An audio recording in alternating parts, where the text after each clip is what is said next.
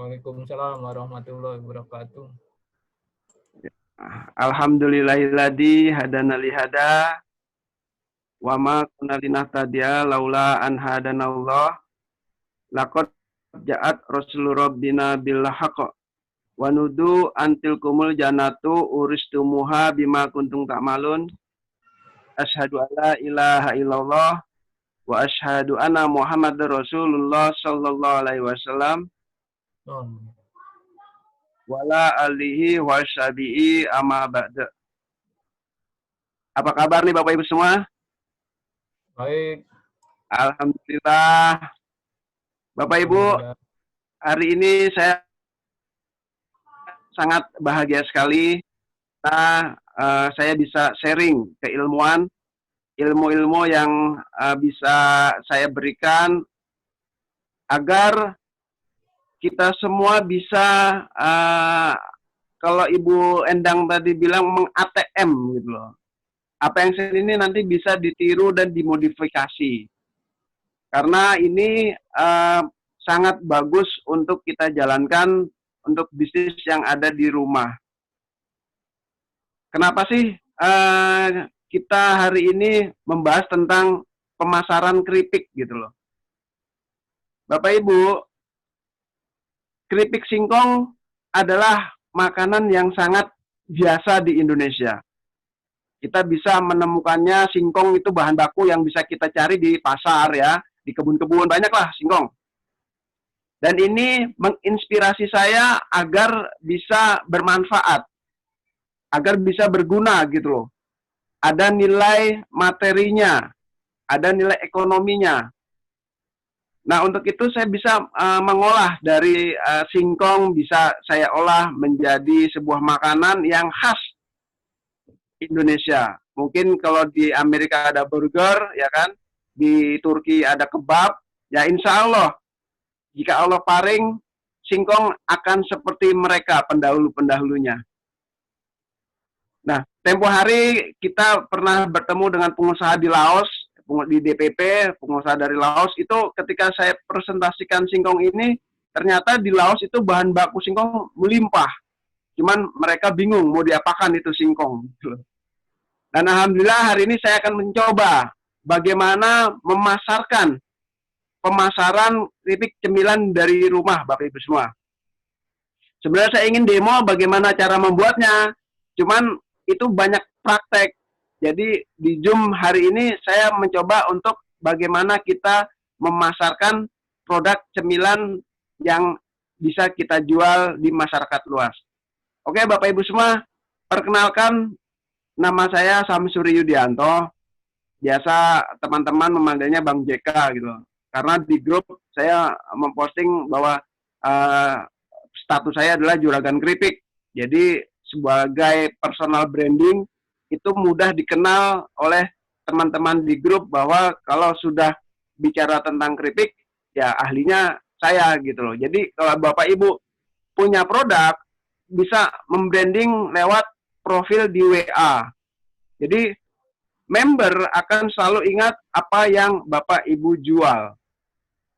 Seperti itu Bapak Ibu semua.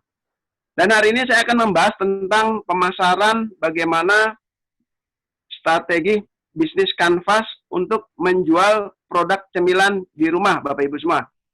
Ya. Next, Mas Lukman. Yaitu tentang produksi Bapak Ibu.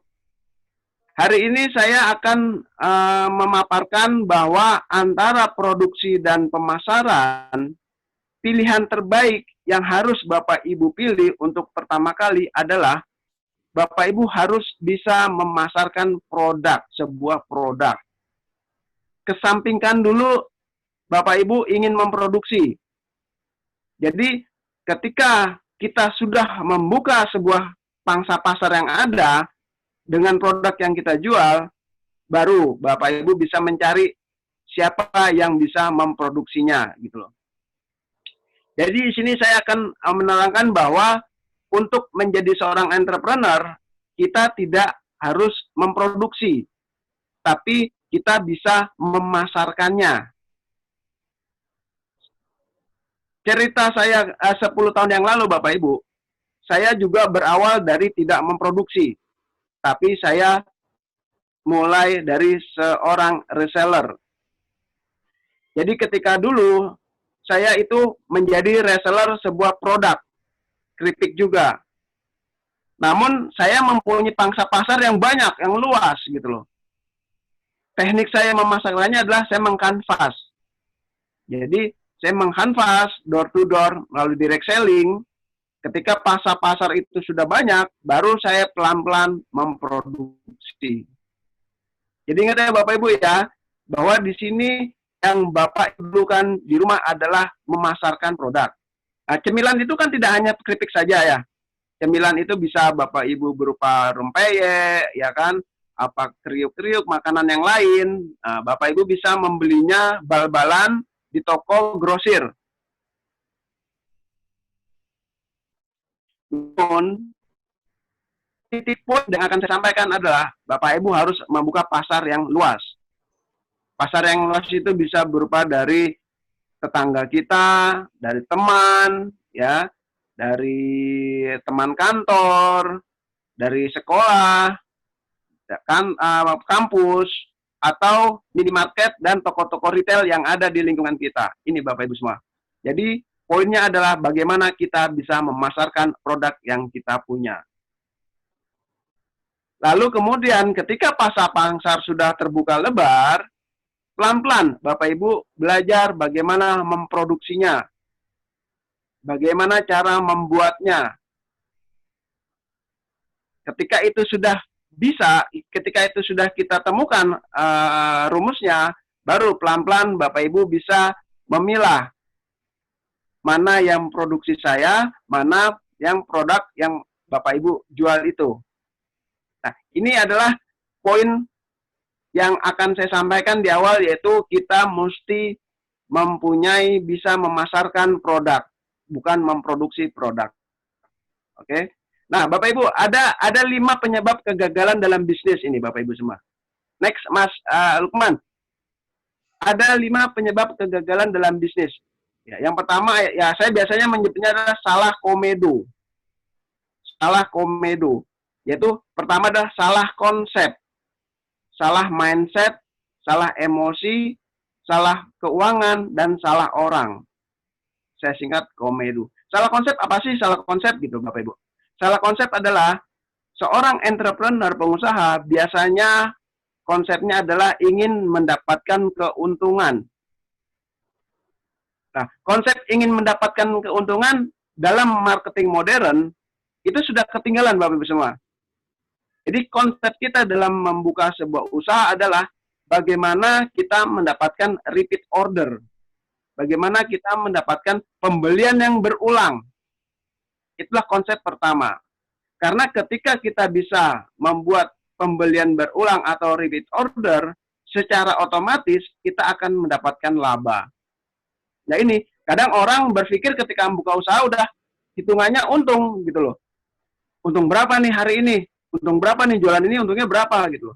Sedangkan konsep marketing modern itu bagaimana supaya orang kembali lagi membeli produk kita.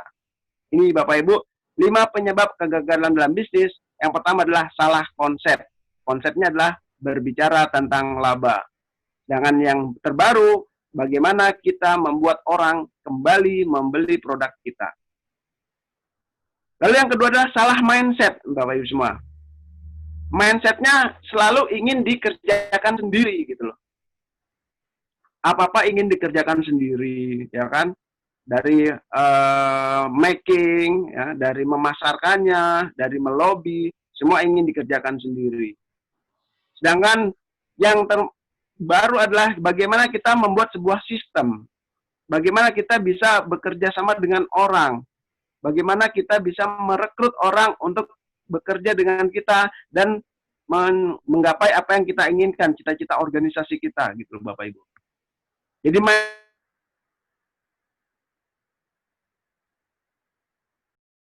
distributor mencari agen. Nah ini mindsetnya harus dimulai seperti itu Bapak Ibu semua. Karena dengan mindset seperti ini bisnis kita akan maju, akan berkembang, reseller tambah banyak, bisa ribuan. Nah, dengan begitu otomatis profit akan datang dengan sendirinya, Bapak Ibu semua. Dan kita bisa memberdayakan orang-orang agar menjadi maju juga dengan penjualan yang lebih bagus. Ini adalah yang kedua, Bapak Ibu, salah mindset. Lalu yang ketiga, salah emosi, ikut-ikutan. Nah, ini orang kadang berbisnis itu ikut-ikutan, Bapak Ibu semua. Lagi musimnya MLM, ya kan? Bosnya bisnis MLM, kita anak bos bisnis MLM. Lagi bisnis akik, ya lu ikut-ikutan bisnis. Lagi zamannya suplemen kesehatan, ikut-ikutan suplemen kesehatan. Nah, ini bisnis yang ikut-ikutan ini yang bikin kita juga nggak lama, Bapak Ibu semua. Karena apa? Karena penjiwaannya dalam bisnis itu nggak ada gitu. Lebih baik kita mempunyai bisnis satu lalu kita tekuni. Nah, itu lebih baik daripada kita secara emosional ikut-ikutan, ada yang baru ikut lagi, ada yang baru ikut lagi. Nah, lama-lama nggak akan langgeng seperti itu. Itu kesalahan yang ketiga, Bapak Ibu, salah emosi atau ikut-ikutan. Yang keempat, yang biasa orang menyebabkan kegagalan lebih adalah salah keuangan, Bapak Ibu. Salah keuangan, mengelola cash flow. Ini adalah hal yang paling penting dalam bisnis, Bapak Ibu. Jika Bapak Ibu kekurangan cash flow, selesai bisnis kita. Nah, maka dari itu keuangan ini saya bermazhab keuangan ya, Bapak Ibu, dalam bisnis. Benar-benar saya bermazhab keuangan. Karena kalau keuangan kita itu hancur, kita nggak bisa mengelola keuangan, sepandai-pandainya Bapak Ibu jualan, uangnya akan habis juga. Tapi kalau Bapak Ibu jago dalam bidang keuangan, untuk meledakkan omset itu mudah sekali. Bapak Ibu tinggal ikut pelatihan marketing 1-2 kali udah selesai, bisa meledakkan omset. Tapi yang penting adalah fondasi dari bisnis adalah keuangan, cash flow. Cash flow is the king, ya Bapak Ibu semua. Nah, lalu yang kelima, Bapak Ibu, yang terakhir dalam menyebab kegagalan bisnis adalah salah orang ini, Bapak Ibu, salah orang. Kadang kita merekrut karyawan salah, ya kan? Sumber daya manusianya nggak pas, ya. Mungkin kita dibohongi atau ketika kita ngajak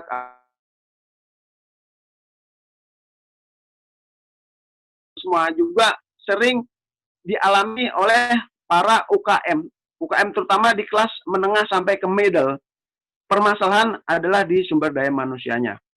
Nah, ini Bapak Ibu semua, dari 5 penyebab kegagalan dalam bisnis ini, biasa saya membicarakan yaitu salah konsep, mindset, emosi, dan orang. Ini harus kita kelola secara profesional. Dengan begitu, maka kita akan menemukan sebuah jalan yang akan membuat usaha kita tambah maju, Bapak Ibu semua. Nah, ini saya akan menggambarkan ada produk A dan produk B. Di slide saya berikutnya, halaman 5, Pak Ari. Halo? Ari, next. Di halaman 5 ini ada produk namanya Yakult, Sari Roti, es krim, Walls, dan rokok Sampurna. Ada 4 produk yang benar-benar menguasai pasar di Indonesia. Lalu produk B, ada keripik singkong, rempeyek,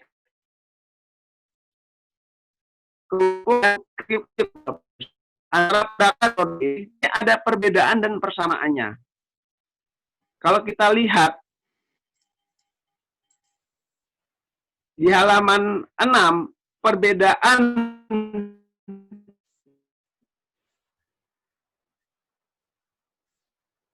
dari produk A dan produk B, perusahaan Bapak Ibu semua sudah membuat produk tersebut secara pabrikan, manufacturing.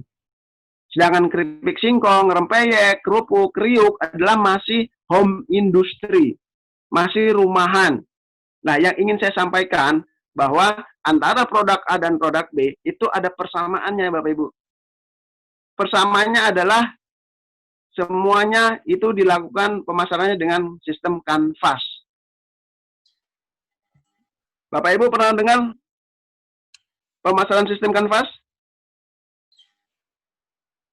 Di halaman 7. Nah, sistem Canvas yaitu Bapak Ibu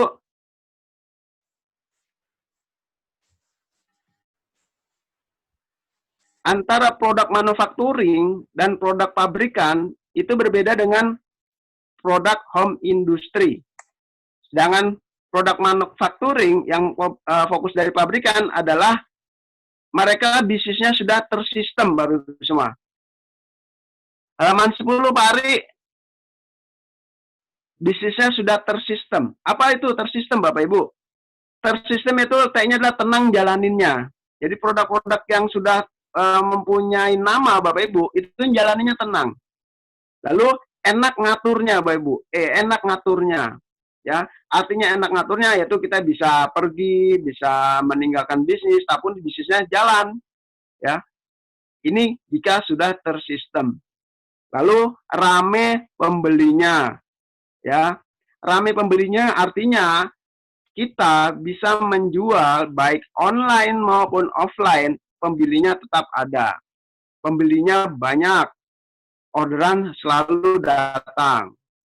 Dan S-nya adalah semua karyawan betah, Bapak Ibu. Kalau sudah tersistem, karyawan betah. Karena apa? Karena sistem yang sudah berjalan, sudah autopilot. Dan ibadah pun juga bisa maksimal, Bapak Ibu, kalau sudah tersistem, ya kan? Semua pelanggan loyal, ya. Kalau sudah membeli produk kita, itu akan selalu teringat. Contohnya keripik singkong, ya. Keripik singkong, ingat keripik Bang JK. Jadi kalau mereka ingat keripik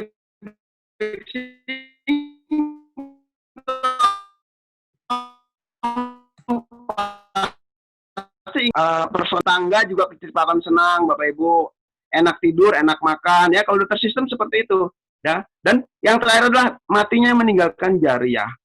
Artinya apa yang kita berikan kepada pelanggan, kepada konsumen, kepada anak buah, kepada rekan bisnis, itu meninggalkan jariah. Mereka senang menceritakannya kepada teman-temannya, ya. Bagaimana kalau membeli cemilan itu pasti diarahkan ke kita.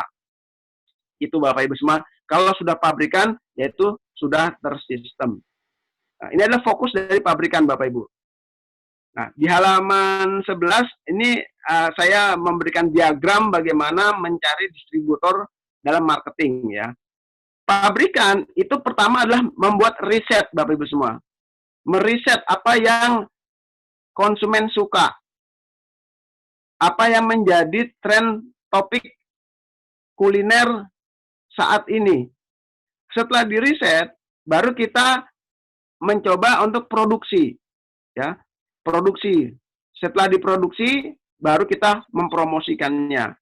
Nah, dalam mempromosikannya, medianya ada dua, Bapak Ibu semua. Biasanya seorang pabrikan manufacturing adalah melalui media massa, media sosial, dan yang kedua, bundling dengan produk yang lain. Ya, di mix and match.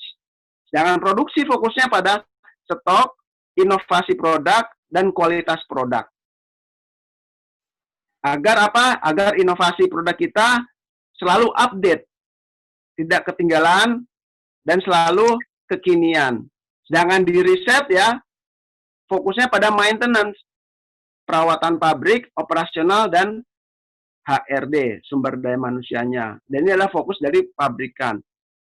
Pabrikan akan mencari distributor di setiap daerah.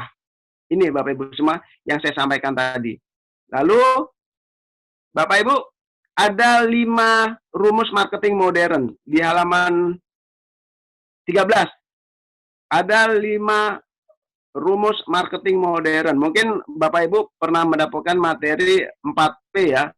4P di sini saya menyampaikannya ada 5P dan 3C. 5P dan 3C. Apa itu 5P dan 3C, Bapak Ibu? 4P pertama saya ambil dari konsepnya Philip Kotler. Philip Kotler menyampaikan bahwa product, price, promotion, place, itu adalah esensinya dalam marketing. Yang dimana produk apa yang kita punya.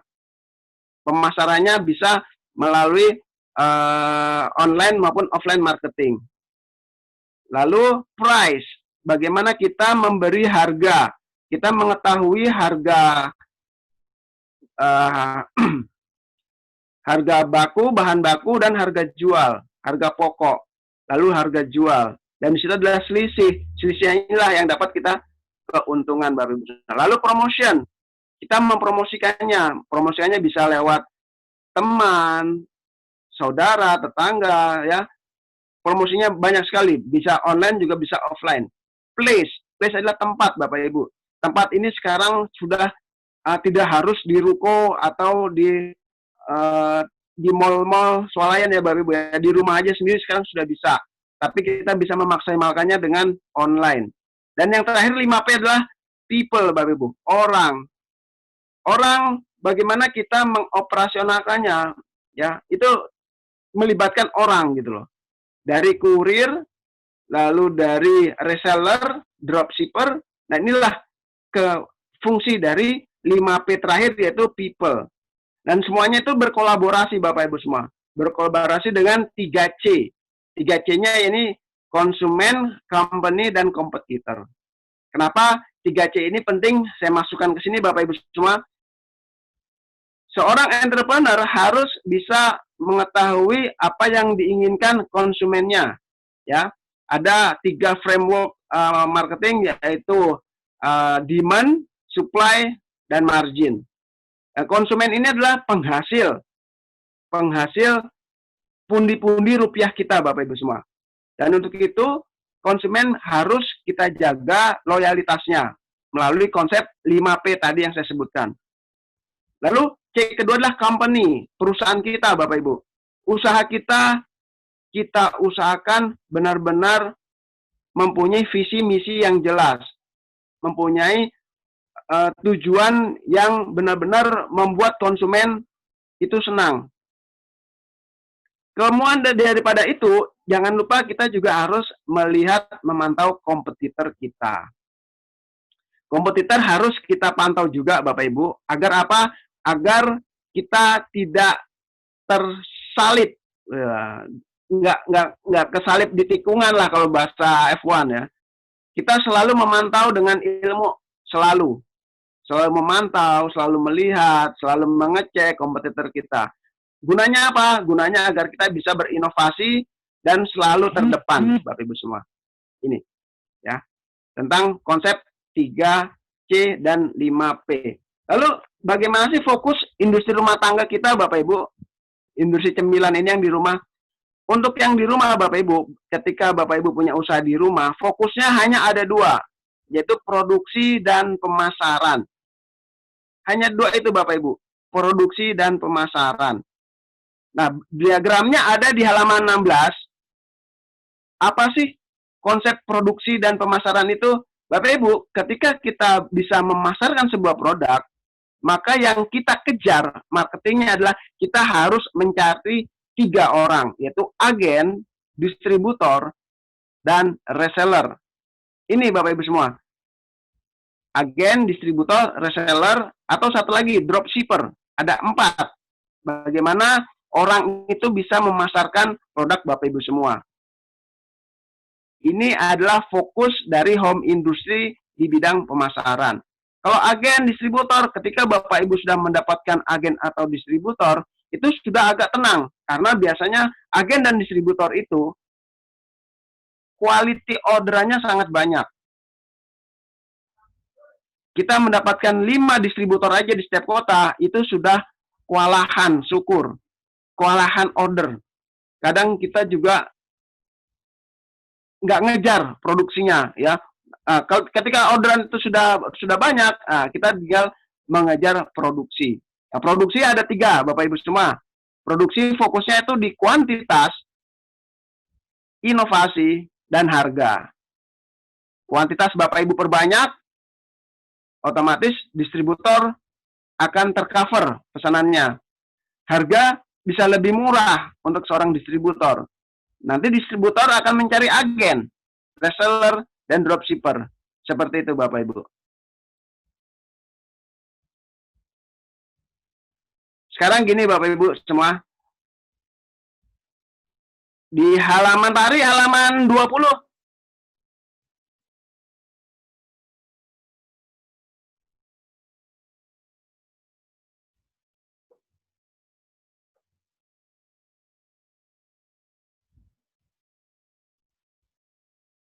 Nah, ini Pak Ari, wis. Ya. Ya, sip.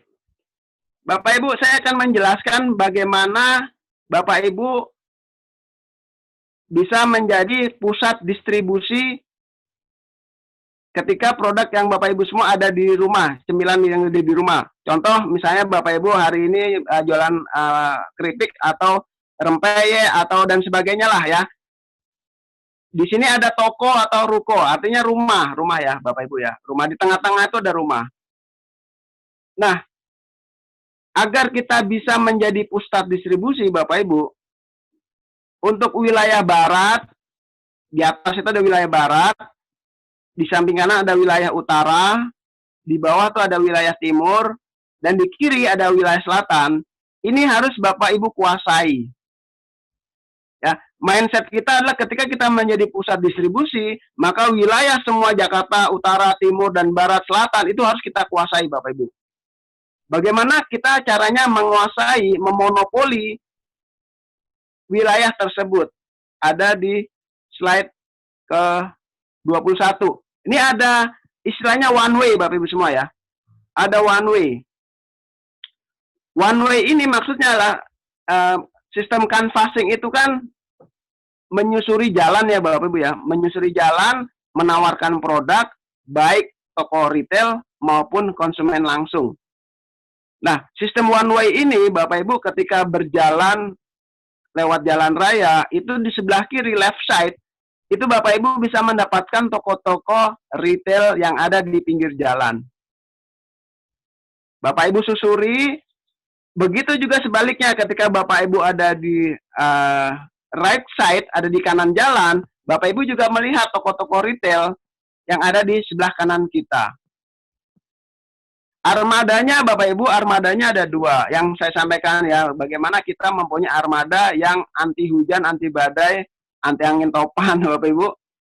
Armada harus ada dua Bapak Ibu semua. Yang pertama adalah orang yang mencari order. Orang yang mencari order ini tidak perlu membawa produk, hanya membawa sampel.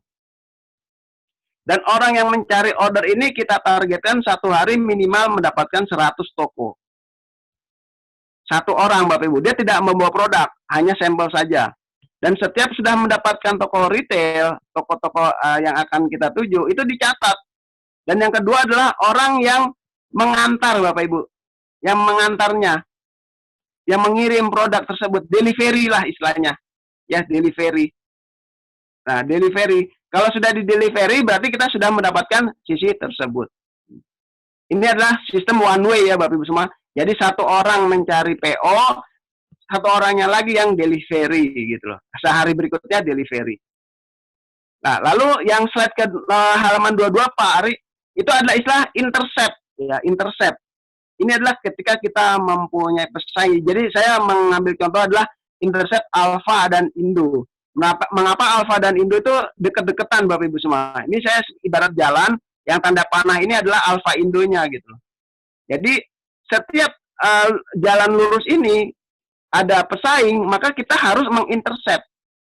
Jadi arah lurus kita dapat toko retail, arah samping kita juga dapat toko retail. Jadi sehari dapat 100 toko itu sudah besar Bapak Ibu. Bayangkan kalau Bapak Ibu punya 5 orang. Yang saya gambarkan tadi, satu daerah, satu orang menyusuri jalan. Nah, itu sudah ke cover semua kebutuhan kita untuk menjual secara kanvas. Nah, lalu yang terakhir adalah circle concept. Ini Bapak Ibu semua. Saya menggambarkannya adalah di slide 23. Ini ada A, B. A ini warna orange ya Bapak Ibu. Lalu B ini warna biru. Saya menggambarkannya adalah ketika kita menguasai suatu daerah, A yang paling kecil ya Bapak Ibu, di titik A paling kecil, itu ketika kompetitor sudah menguasai, mengalahkan kita di lingkaran B, maka Bapak Ibu harus menguasainya di lingkaran A paling besar, lingkaran paling besar. Ini artinya Bapak Ibu ketika masuk sebuah daerah, misalnya kelurahan ya, Bapak Ibu sudah menguasai kelurahan Pangkalan Jati contohnya. Nah, ternyata pesaing sudah masuk ke kecamatan, ya, sudah menguasai kecamatan, maka Bapak Ibu harus segera menguasai apa tuh, provinsi ya, nah gitu, harus menguasai provinsi. Contoh lebih kecil, seandainya di RT itu sudah kita kuasai, lalu di RW itu kompetitor menguasai, maka di kelurahan kita harus kuasai gitu loh Bapak Ibu. Ini contoh kita bisa memonopoli sebuah area ya Bapak Ibu semua. Nah, seperti biasa Bapak Ibu, dalam sebuah bisnis biasanya saya membaginya menjadi tiga keadaan ya. Saya menamakannya State of Tuckman Model. Halaman 24. Ya, yang pertama adalah fase forming ya Bapak Ibu. Fase forming itu ibarat orang itu baru babat alas, baru memulai. Baru memulai itu biasalah Bapak Ibu, yang harus kita siapkan adalah mental. Karena 1-5 tahun berbisnis itu banyak para newcomer berguguran Bapak Ibu semua. Tapi kalau Bapak Ibu sudah melalui tahap kedua storming sampai tahap ketiga norming, itu sudah enak, itu sudah jalan. Dan harus kita sadari bahwa tahap pertama dalam konsep bisnis marketing adalah Bapak Ibu seperti bisnis unicorn ya, itu bakar uang. Jadi menitipkan barang ke orang itu pertama adalah modal kita Bapak Ibu. Lalu yang tahap kedua, modal kedua, itu baru Bapak Ibu memungut laba dari pengiriman yang pertama. Nah, ketiga, keempat adalah tahap bagaimana permodalan kita itu bisa safety untuk mengcover tahap ketiga dan keempat. Gitu Bapak Ibu semua. Oke, di slide ke-25 ini ada jenis konsumen nih Bapak Ibu. Seperti saya jelaskan tadi ada distributor, agen, reseller, dropshipper, dan user. Kalau kita menggunakan sistem Canvas kelebihannya Bapak Ibu bisa mencari supplier dan juga mencari langsung user Bapak Ibu. Artinya orang yang ingin membeli produk kita untuk dijual lagi, itu juga pasar kita. Atau konsumen yang ingin membeli langsung produk kita, ngerasain kritik kita, ngerasain produk kita, cemilan kita, itu juga konsumen kita. Dan orang yang kita sasar itu dua-duanya Bapak Ibu semua. Namun ada aturan main tentang harga. Ya, dimana kalau seorang distributor, tentu kita bisa memberi harganya lebih murah. Nah, biar nanti distributor yang mencari agen, mencari reseller, mencari dropshipper, dan mencari user. Tugas kita hanya memproduksi, distribusi, dan inovasi, Bapak Ibu semua. Itu kalau kita memang memproduksi. Nah, sistem bisnis yang berkelanjutan dalam bisnis Canvas, Bapak Ibu, itu ada 3. Yaitu pembelian putus, kedua pembayaran tempo, atau 3 konsignasi. Biasanya Bapak Ibu, untuk pendatang baru, ketika bisnis kita baru mulai, itu jarang sekali toko retail itu bisa membeli produk kita secara putus. Karena apa? Karena produk kita belum terbukti terjual, belum terbukti laku di pasaran gitu loh. Atau kita tawarkan pembayaran tempo. Itu juga biasanya toko-toko retail tidak seksi, tidak mau gitu loh. Dan mereka mau terbuka menjual produk kita kalau kita menawarkannya sistem konsignasi, Bapak Ibu. Jadi dari 3 sistem ini, yaitu pembelian putus, pembayaran tempo, dan konsignasi, tawarkan Bapak Ibu, ketika Bapak Ibu menawarkan produk tersebut ke toko, yaitu dengan sistem konsinyasi. Apa itu konsinyasi? Konsinyasi adalah jadi toko itu membayar produk yang laku saja, sedangkan yang tidak laku ditarik dan kita ganti produk yang baru. Itulah sistem konsinyasi. Biasanya prosentasinya dari toko retail itu ada 20-25% kita bagi ke mereka. Dan ini masih visible, masih liquid. Dan rata-rata ini yang mereka mau gitu loh. Karena mereka tidak modal. Jadi modal kita seperti yang saya sampaikan tadi ada 4 fasenya. 4 modal pertama itu modal untuk memodali toko retail. Yang kedua modal untuk mengambil tagihan yang pertama. Modal ketiga dan keempat adalah modal untuk safety. Seandainya terjadi gagal bayar, maka modal ketiga dan keempat yang keluar untuk mengcover. Seperti itu Bapak Ibu semua. Nah, lalu di slide ke-27 Bapak Ibu, bagaimana memanage risiko. Biasanya Bapak Ibu kalau kita berbisnis cemilan ya, berbisnis cemilan pasti ada resiko, yaitu resiko BS gitu ya. Atau resiko tokonya tutup tapi tagihannya masih mandek. Itu bagaimana tuh? Atau resiko produk kita ditolak oleh toko gitu loh. Cara ngelobinya bagaimana gitu. Oke, saya akan coba satu persatu saya akan jelaskan.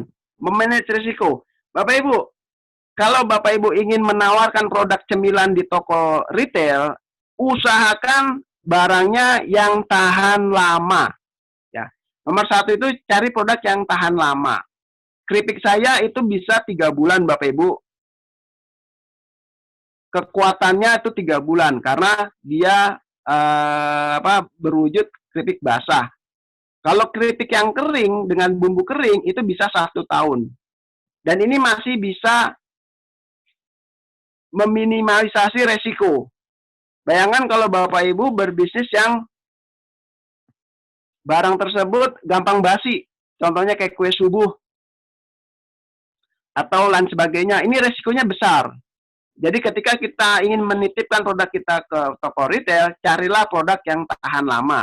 Itu ada banyak kok Bapak Ibu, bisa lihat-lihat di toko-toko kriuk ya, itu banyak produk-produk yang tahan lama yang lebih dari 1 bulan. Nah, itu ambil Bapak Ibu, nggak masalah ya, nggak masalah. Lalu diskon cuci gudang, ya. Bapak Ibu, dalam bisnis biasanya ada slow moving product. Apa itu slow moving product? Slow moving product itu produk yang lambat penjualannya. Terlalu lambat, pelan. Ada juga yang fast moving product, cepat penjualannya. Dan ada juga yang dead stock, artinya produk itu udah lama nggak kejual-kejual, akhirnya menjadi dead stock, menjadi beban. Bagaimana ini mengurangi resiko keuangan kita gitu loh. Nah, makanya Bapak Ibu setiap kita mempunyai produk-produk yang kan kita kasih date expire date ya, yang sudah hampir 1 bulan akan expire date, minimal 2 minggu, maka kita diskon. Kita cuci gudang Bapak Ibu semua. Agar apa? Agar modal kita yang ada di produk tersebut itu bisa kita putar kembali. Dan terakhir, bagaimana memanage risiko dengan produk-produk makanan, cemilan. Untuk produk-produk yang udah expert, yang benar-benar sudah tidak bisa dikonsumsi, Bapak Ibu, saran saya Bapak Ibu bisa berhubungan dengan barang rongsok atau pemancingan ya, pemancingan ikan. Biasanya pemancingan ikan itu dia butuh bahan baku untuk makanan ikan. Dan ini pengalaman saya, antara toko roti, toko cemilan lainnya, itu 1 karungnya itu bisa kita jual 5.000 sampai 10.000 untuk makanan ikan. Nah, di sini ini adalah untuk meminimalisasi resiko cemilan-cemilan kering-keringan itu Bapak Ibu semua ya. Jadi kita bisa jual ke mereka.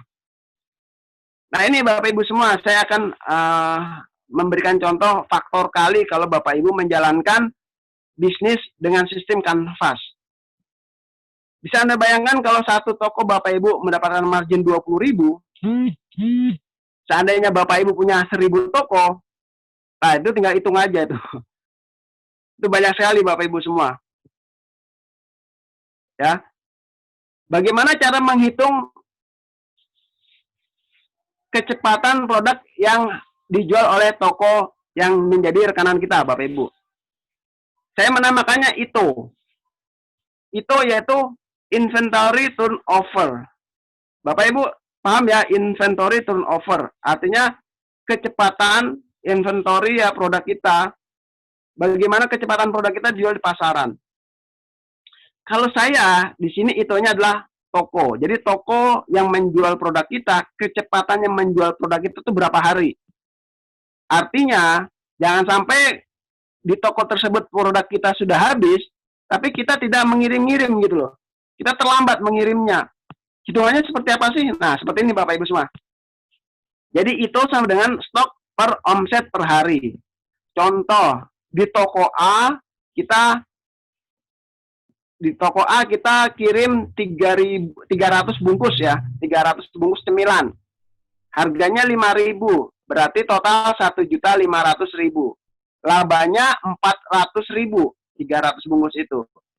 Maka dapat kita simpulkan bahwa setiap 3 hari sampai 4 hari kita harus datang ke toko tersebut. Jangan sampai Bapak Ibu hari ke-6, hari ke-7 baru datang. Produk Bapak Ibu bisa dianalisa sudah kehabisan gitu. Dan juga jangan terlalu cepat datang. Hari ke-2, hari ke-1 udah datang lagi, maka produknya masih banyak. Ya minimal 4 hari sampai 3 hari kita bisa tengok ke toko tersebut. Nah, ini adalah inventory turnover toko. Misalnya harga produknya 5.000 per bungkus. Itu Bapak Ibu semua. Dan inilah produk yang saya jual Bapak Ibu. Ada keripik singkong, bagaimana memakingnya. Ya. Nah, ini produk saya, branding saya, yaitu keripik singkong pedas. Dan ini produksi yang sudah siap dipasarkan. Next, Pak Ari. Next. Nah, ini Bapak Ibu. Jadi bisa Bapak Ibu bayangkan, sudah ada ribuan keripik yang siap dipasarkan Bapak Ibu. Nah, ini siap didistribusikan. Dan ini ada toko-toko rekanan kita Bapak Ibu. Bisa saya masukkan ke dalam mall, koperasi, dan lain sebagainya. Ada di slide ini. Dan ini adalah tantangannya Bapak Ibu. Tantangannya ketika kita ingin bisa memasarkan produk kita masuk ke swalayan. Ya. Dan yang harus saran saya, jangan lupa legalitas dari produk Bapak Ibu harus siap. Ya minimal PART harus punya. Ya PART harus punya.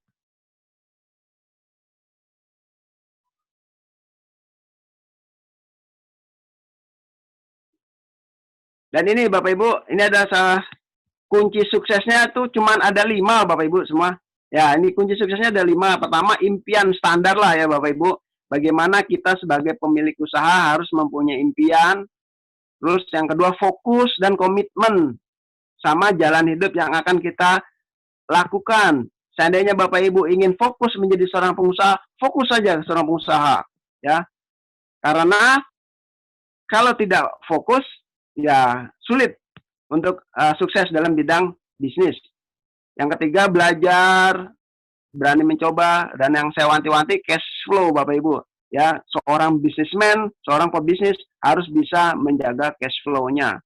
Lalu yang keempat, kerja keras, pantang menyerah, perbanyak silaturahim, ya. Dan fokus setiap hari dapat 1 toko baru.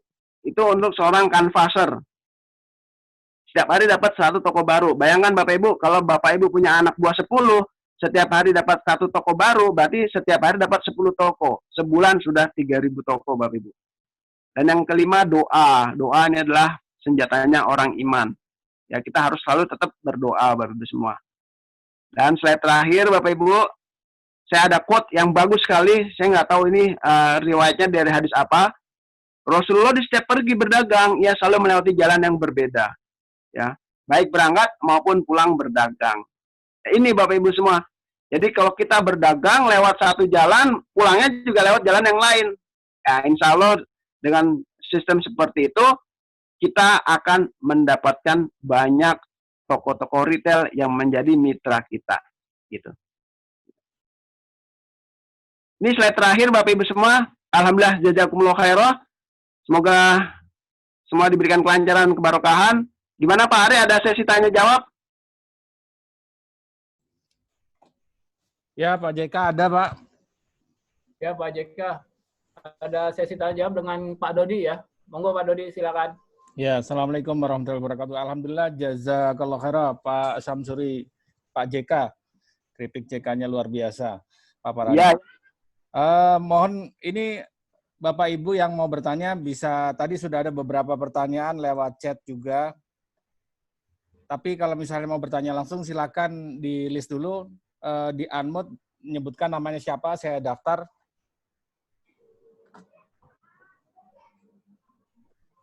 Silakan. Apa saya baca dulu, di sini ada beberapa pertanyaan mengenai, sebentar.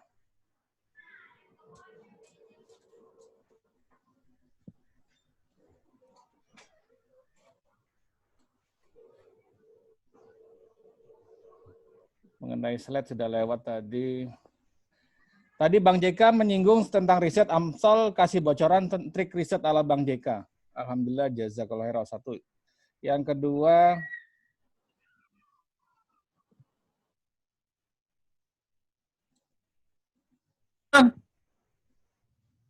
ya siapa? Pertanyaannya gimana tadi, nggak kedengaran? Oh ya, tentang riset. Bocoran trik risetnya seperti apa? Oh iya. Satu ya. Terus sebentar.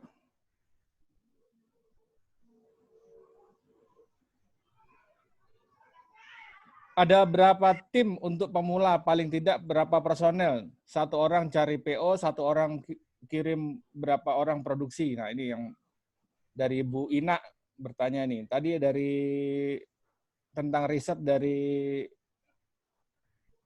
Pak Jamil, Bekasi Timur.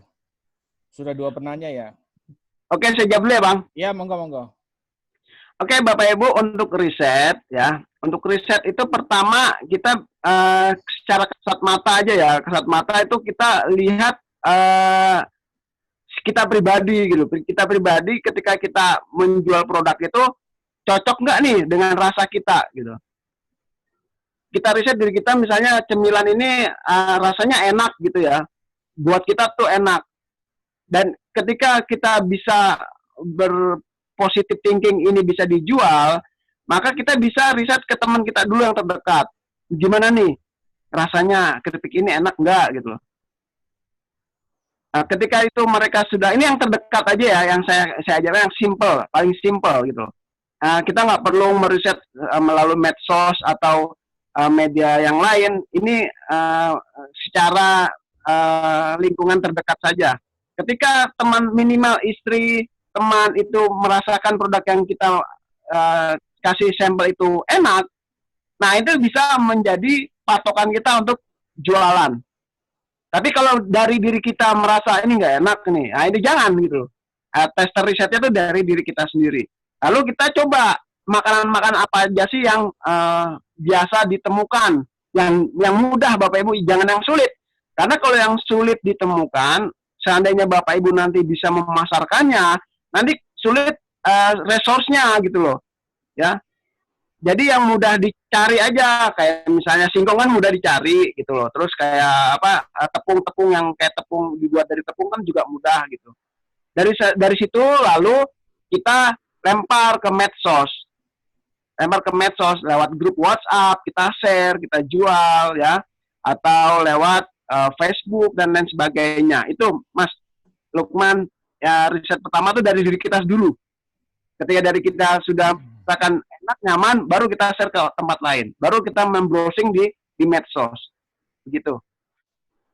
Baik, ya alhamdulillah, jazakallah khairan. Mungkin sekalian, mungkin Bapak Ibu ada yang mau bertanya, silakan bisa raise hand atau di unmute menyebutkan dari mana, dari siapa. Enggak, yang kedua tadi pertanyaannya apa ya? Oh, tentang berapa personal untuk pemula, jadi tim yang mencari PO, yang pemasaran, yang produksi, kira-kira berapa personal? Menurut ini pertanyaan dari Bu Ina. Wah, keren ini, keren. Ini pertanyaan keren banget ini, bagus sekali ya. Jadi untuk tahap pertama Bapak Ibu, kalau memang Bapak Ibu belum bisa menggaji orang untuk menggaji orang banyak, ini kita yang melobi, kita yang ngirim gitu loh Bapak Ibu. Kita lobi, kita ngirim. Jadi ketika kita mendapatkan toko yang banyak, baru orang itu masuk, anak buah kita masuk. Nah, anak buah masuk, baru kita targetan satu hari mencari PO target misalnya 100 toko. Nah, seperti itu. Ya minimal 3 orang lah Bapak Ibu. 3 orang sudah jalan. Jadi 1 orang yang mencari PO, 1 orang nganter. 1 orang yang nge-backup. Kalau kedua-duanya nggak hadir. Jadi misalnya 1 orang itu pensiun nggak kerja, ada lagi yang nge-backup gitu loh. Misalnya ini nggak kerja, ada lagi yang nge-backup gitu. Jadi ada atau tidak ada mereka, kita tetap bisa jalan. Seperti itu Bapak Ibu. Ya, ya. Kemudian tentang Pak Saiful nanya tentang harga jual, bagaimana mengatur harganya ini sampai sehingga kepada konsumen tetap harganya masih murah. Kan kita harus memberi fee kepada retailer, kepada yang transportasi segala macam. Monggo menanyakan harga, pengaturan harga jualnya ini. Sama tentang perlunya BPOM, perlu nggak nih UMKM pakai BPOM? Saya jawab yang terakhir dulu ya. Untuk BPOM, untuk PIRT itu next saja ya. Jadi jangan karena nggak ada itu Bapak Ibu nggak berbisnis, jangan juga gitu loh. Itu penting tapi ya nggak penting-penting amat. Artinya lebih baik kita punya produk lalu dijual ya. Step by step Bapak Ibu semua. Seperti saya ketika saya baru memulai, saya nggak pakai tuh BPOM mau PIRT. Karena saya fokusnya jualan, ya produksi jual gitu loh. Tapi ketika orderan itu sudah membesar, langganan itu sudah banyak, pelan-pelan kita urus. Karena kita ingin masuk ke pasar modern, di mana pasar modern itu membutuhkan dokumen seperti itu, legalitas. Nah itu baru Bapak Ibu urus gitu loh. BPOM, PIRT, Depses, dan lain sebagainya. Nah, dan untuk apa lagi tadi ya? Ngatur harga sama ada lagi syarat masuk Indomaret itu apa ya? Berapa susah ya? Ini Pak, untuk PIRT Pak, sebentar untuk PIRT aja Pak, bagaimana ngurusnya barangkali untuk teman-teman yang PIRT aja Pak. Oke, untuk PIRT Bapak Ibu, untuk PIRT pertama Bapak Ibu harus ikut pelatihan ketahanan pangan. Bapak Ibu harus mempunyai sertifikatnya. Pelatihan ketahanan pangan itu 1-2 hari itu di kecamatan. Jadi kalau ada pelatihan ketahanan pangan, Bapak Ibu ikut gratis. Itu kalau nggak salah 2 hari. Bapak Ibu yang dapatkan di situ adalah materi bahan baku yang boleh digunakan, bahan baku yang tidak boleh digunakan, dan cara packing di pelatihan tersebut. Setelah Bapak Ibu mempunyai sertifikat ketahanan pangan, Bapak Ibu bisa mengajukannya ke kecamatan untuk mendapatkan UMK. Atau sekalian Bapak Ibu ngurus PIRT itu di kecamatan. Nah, nanti dari pihak kecamatan akan melihat dokumen-dokumen yang Bapak Ibu setorkan. Nah setelah itu nanti mereka akan survei ke rumah Bapak Ibu, ke tempat produksi Bapak Ibu semua. Nah ketika mereka nanti survei, pesan saya tempat produksi Bapak Ibu harus bersih, harus higienis. Jangan sampai ada kotoran atau ada serangga-serangga yang mondar-mandir di situ, nanti gagal untuk mendapatkan nomor PIRT-nya. Ya, jadi ketika sudah mengajukan ke kecamatan, ketika akan survei, Bapak Ibu harus sudah bersih-bersih. Seperti itu, Bapak Ibu. Bagian intinya dari kecamatan, Pak ya, PIRT itu ya? Betul, dari kecamatan. Oke. Terima kasih, Pak. Amin. Baik. Kemudian syarat masuk Indomaret ini? Bapak Ibu untuk masuk Indomaret itu ada listing fee. Ya, ada listing fee di mana Bapak Ibu harus membayar sebesar berbeda-beda ya. Ada yang 500.000, ada yang 750.000, ada yang 1 juta. Itu per item.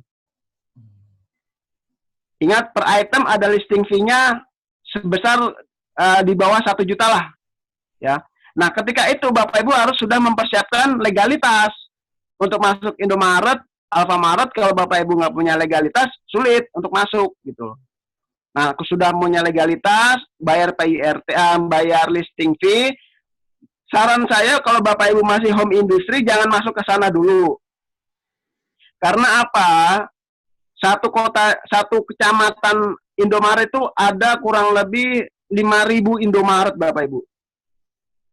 Kalau masih UKM, ketika Bapak Ibu mendistribusikan 5.000 toko, Bapak Ibu belum mampu secara produksi, itu nanti Bapak Ibu kerepotan di cash flow. Karena mereka sistemnya PO. Barang habis harus Bapak Ibu antar. Barang habis harus Bapak Ibu antar. Bayangkan setiap hari misalnya Bapak Ibu antar 5.000 toko. Jangan keuangan Bapak Ibu belum mampu. Itu akan apa ya? Akan menguras cash flow Bapak Ibu semua. Karena tagihannya bisa mundur 1 bulan tuh. Bapak Ibu sudah bikin PO misalnya 100 PO, ternyata dia mundur nanti bulan kedua baru bayar. Nah, sayang sekali. Saran saya kalau masih benar-benar home industry, main di toko retail kecil saja. Nah, nanti kalau sudah manufacturing, sudah produksinya sudah besar, ya sehari bisa 10 bungkus atau lebih dari situ, nah baru masuk ke hypermarket atau Indomaret gitu Bapak Ibu. Oh iya. Baik. Ini untuk marketing sistem gajinya atau sistem gaji atau komisi nih? Jika komisi pembagiannya seperti apa? Era sekarang ya Bapak Ibu semua, era sekarang itu udah nggak musim gaji. Ya, kasih laba, selisih laba aja. Misalnya dari Bapak Ibu 3.500, jual ke konsumennya 5.000 atau ke toko retailnya 5.000, berarti ada selisih 1.500. Biarkan 1.500 ini untuk salesnya gitu loh. Kalau 1.500 dia bawa barangnya 300-an sampai 500 bungkus kan udah lumayan. Karena kalau sistem gaji gampang keluar masuk. Karena untuk UKM gaji belum bisa membayar gaji standar pemerintah. Tapi kalau Bapak Ibu memang grafiknya sudah bagus, penjualannya sudah banyak, nggak masalah dengan sistem gaji. Itu Bapak Ibu saran saya. Baik. Mungkin Bapak Ibu, alhamdulillah jazakumullah khairan. Ada yang mau ditanyakan langsung, silakan ngacung, silakan menyebut namanya. Di-unmute saja. Masing-masing bisa meng-unmute kok. Sebut namanya. Mau bertanya langsung silakan. Assalamualaikum. Waalaikumsalam. Dari siapa? Sebutkan namanya. Dari Heri Bogor. Heri Bogor. Nah, ya di absen dulu ya. Heri Bogor. Yang berikutnya nomor 2, silakan. Ada lagi? Assalamualaikum. Waalaikumsalam. Siapa dari Kediri? Wahyu. Wahyu Kediri. Wahyu Pakubumi. Oh yes. 86. Terus yang nomor 3 silakan. Imam dari Sukabumi. Imam Sukabumi. Ya, 3 penanya silakan. Penanya pertama Mas Heri dari Bogor. Oke, Bang JK, Assalamualaikum. Waalaikumsalam, Bang Heri. Pertanyaan saya, untuk masuk retail online bagaimana? Mungkin punya pengalaman bisa di-sharing-sharing. Alhamdulillah, jazakallahu khairan sebelumnya. Oke, wah ini pertanyaannya keren banget ya Pak Heri. Jadi gini Bang Heri, saya udah hampir 3 bulan ini main di online ya. Karena memang untuk kedepannya saya lihat pasar online bagus banget ya. Senjatanya apa sih kalau mau masuk ke online ya, Bapak Heri, terutama teman-teman semua nih. Yang pertama, teman-teman harus punya web. Artinya web itu rumah gitu loh. Jadi kalau Bapak Ibu punya produk, tapi nggak tahu webnya di mana, kan orang bingung nyarinya di mana nih, gitu loh. Pertama web dulu. Bikin web murah kok, yang gratisan aja. Saya berawal dari gratisan loh Bapak Ibu. Saya berawal tuh dari juragankripik.business.site. Itu saya blow up ke media sosial saya. Saya blow up itu gratisan di Google. Nah, setelah inputnya sudah bagus, saya baru beli domain. Saya beli itu domainnya juragankripik. Akhirnya dapat juragankripik.com. Nah, ini penting, rumah ini penting. Artinya apa? Ketika konsumen itu ingin melihat kita, ingin melihat rumah kita, produk kita, itu akan terjadi trust, akan terjadi kepercayaan. Dan di sini juga Bapak Ibu bisa memasarkan aneka produk yang Bapak Ibu punya gitu loh. Ya, pertama harus punya web dulu Bapak Ibu senjatanya nih. Yang kedua, Bapak Ibu harus memasarkannya juga di marketplace. Ya, ada 5 marketplace terbesar di Indonesia ya. Tokopedia, terus Bukalapak, terus Blibli, banyak deh. Bapak Ibu masuk di situ, jual ya. Pertama website, kedua marketplace, yang ketiga medsos kayak Facebook, Instagram, terus WA, itu harus punya semua. Pelan-pelan Bapak Ibu marketing jual dan harus aneh. Yang penting nih ya Bapak Ibu ya, itu harus fast respon. Artinya adalah ada yang mengurus admin, yang mengurus medsos Bapak Ibu semua. Jadi ketika ada pertanyaan atau ada informasi yang ingin kita sampaikan ke konsumen,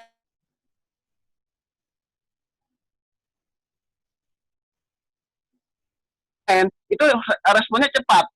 Berapa minggu kemudian itu udah nggak visible gitu, udah nggak asik untuk bisnis.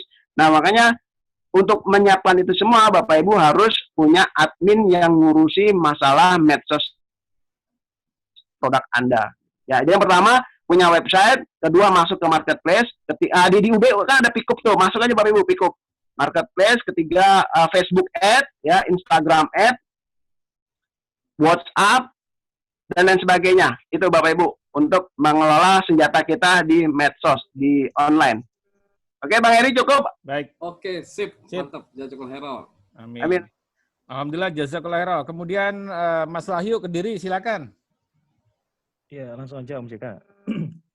Untuk semua olahan untuk semua olahan yang digoreng, rata-rata kan kelemahannya nanti dalam kurun waktu agak lama, mungkin lebih dari 1 bulan, itu biasanya tengi atau berubah rasa. Kecenderungannya pasti ada perbedaan. Terus nomor 2, kelemahannya kadang gampang rusak dalam pengiriman, mungkin lewat kargo yang kalau kita masih belum mengirim secara pribadi lewat kendaraan sendiri, tapi lewat pengiriman lewat kargo dan sebagainya. Nah, antisipasinya bagaimana supaya produk ini bisa paling tidak terlalu berkurang dalam segi kualitas, supaya kita tetap bisa menjaga kualitas tadi. Mungkin ada trik khusus supaya nanti bisa ada mungkin antisipasi nilai dari sekian harga yang kita berikan dengan kemungkinan untuk antisipasi kalau ada kerusakan barang. Itu mungkin. Alhamdulillah, jazakallahu khairan. Bagus banget ya pertanyaannya, Bang. Jadi kalau Bapak Ibu menjual produk minimal 1 bulan, itu harus lihat cara produksinya ya Bapak Ibu ya. Pertama dari packing ya. Dari packing itu bagaimana supaya produk kita nggak rusak dan tidak tengik. Nah, itu pakai kalau Bapak Ibu masih menggunakan plastiknya itu yang 0,8 itu minimal 0,8 sampai 0,10. Jadi 0,10 sampai 0,8 sampai 0,10. Kalau di bawah 0,8 itu dia serabut plastiknya itu masih terbuka. Jadi seandainya Bapak Ibu pakai hand seller ataupun pakai lilin, itu masih tembus, udara tuh masih tembus masuk karena pori-porinya masih terbuka lebar. Tapi kalau Bapak Ibu pakai plastik yang 0,8 sampai 0,10 itu sudah tebal sekali. Jadi ketika kita panaskan, kita pakai sealer itu sudah 0,01 itu. 0,01 ketipisan tekanan panasnya itu. Dan ini membuat produk kita tidak gampang tengik dalam jangka waktu 2-3 bulan. Pertama itu ya, dari packing. Kedua, dari cara produksi panas ya. Kalau Bapak Ibu berupa wujud minuman, ketika minuman itu akan masuk ke botol, diusahakan kadar panas dari minuman itu minimal 80 derajat Celcius. Jangan di bawah 80 derajat. Karena apa? Di bawah 80 derajat itu gampang berubah nanti rasa maupun warnanya. Tapi kalau Bapak Ibu ketika sudah mencapai titik 80 derajat Celcius masuk ke botol langsung ditutup rapat, itu aman. Begitu juga cemilan. Contoh keripik singkong ya. Keripik singkong itu ketika minyak itu belum panas sekali, jangan dimasukkan produk kita. Jangan dimasukkan tuh singkong. sampai benar-benar itu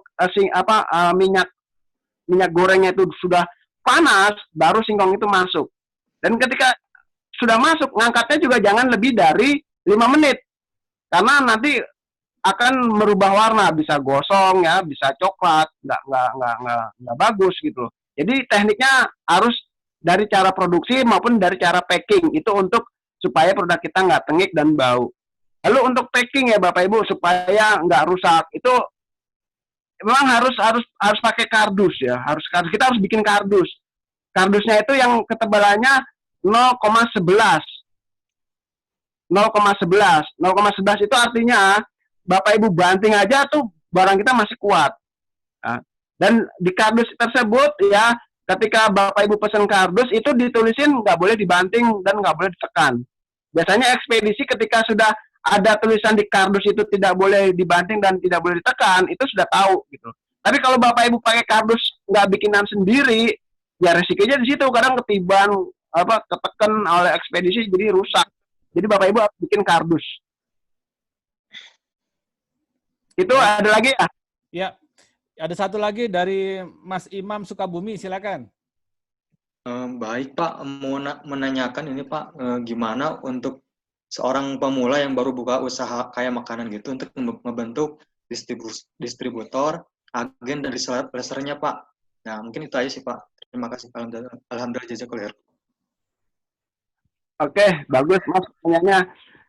Kalau kita menjual produk dan ingin mencari distributor, ya, lalu mencari reseller, kita harus tahu Bapak Ibu, harus tahu titik-titik toko-toko besar. Kalau ibarat orang Cina ya, orang Cina itu adalah titik naga gitu ya. Titik naga itu toko-toko besar cemilan itu di mana nih ada gitu. Biasanya dalam satu daerah tuh ada titik-titiknya. Misalnya di toko A tuh distributor makanan. Nah, Bapak Ibu masuk tuh situ, tawarkan. Yang saya sampaikan tadi, penawaran yang pertama yang paling masuk di orang bisnis itu konsignasi. Jadi jangan tawarkan harga putus atau harga tempo. Karena kita belum masuk produknya di situ, tapi konsignasi dulu. Jadi setelah kita mendapatkan titik toko distributor yang besar, masuk Pak ke situ.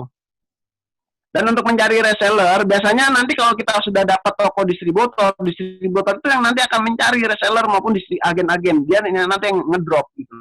Fokus kita distribusi ke distributor tersebut. Kalau misalnya Bapak Ibu nggak dapat distributor, nggak dapat agen, lah main di medsos aja. Main di medsos sama di Canvas. Ya, medsos dan Canvas itu udah sangat powerful banget. Jadi di medsosnya Bapak Ibu cari marketplace, ya, lalu di semua grup-grup bisnis, di offline-nya, di distribusi Canvas-nya, Bapak Ibu mencari toko-toko retail sekitaran lingkungan kita. Gitu. Itu Mas. Ya baik, alhamdulillah jazakallahu khairan, alhamdulillah jazakumullah khairan. Termin yang kedua masih ada lagi nggak waktunya nih, Mas Ari? Ya masih ada. Satu putaran lagi. Oke, satu putaran, 3 penanya lagi. Silakan yang mau bertanya langsung. Ya, Pak Kus, 1. Pak Kus Pirantoro, yang kedua. Silakan. Sebutkan nama.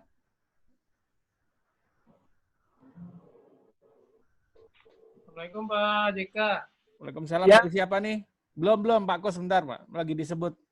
Ada lagi yang lain yang mau bertanya? Kalau nggak ada, ya silakan Pak Kus.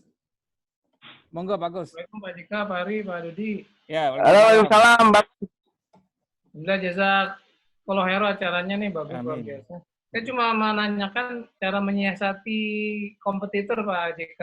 Kan Pak JK udah lama nih untuk awal-awalnya. Menyiasati kompetitor yang ada di sekitaran tadi, yang di Alfa atau yang lain bisa terwakili. Alhamdulillah jazakallahu khairan.